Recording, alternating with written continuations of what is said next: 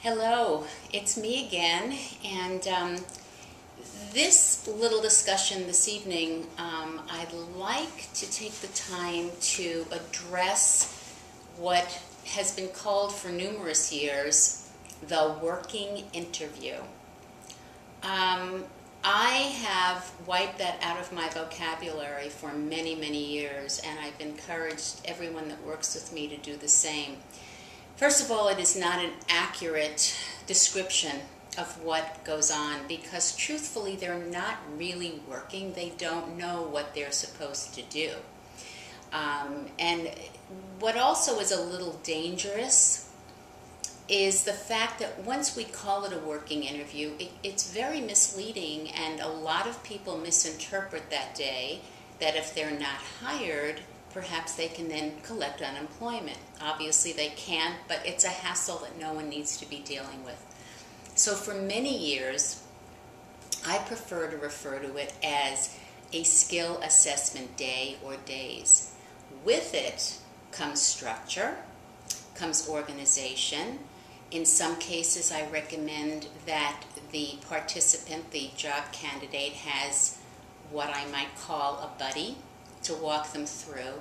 But more than that, there should be a template for them to follow.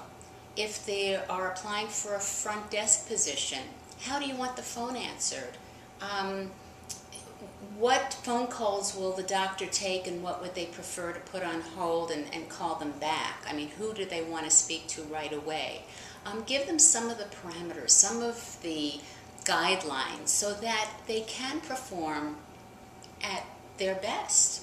You know, I call it throwing them to the wolves never works.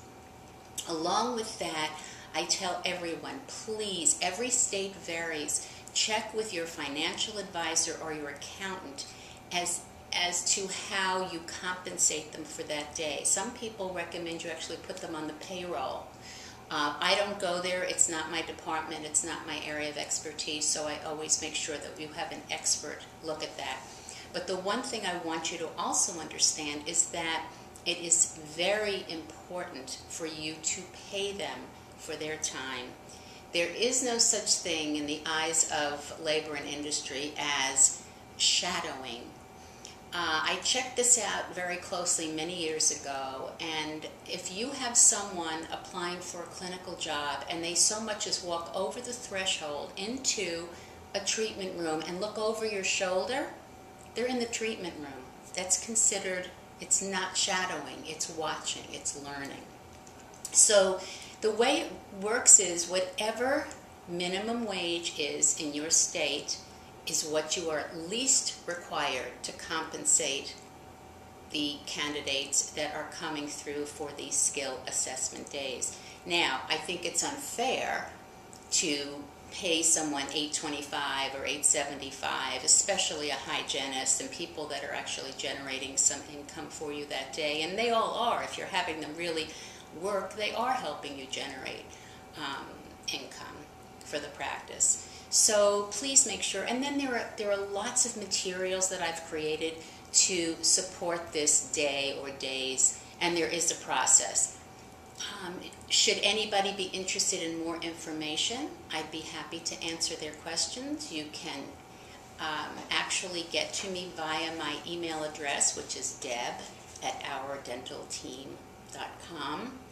If you are already a member of firstdailydental.com, then it's very easy to catch me that way, and we encourage everyone to join because it is free. And so that's my little coaching lesson for today.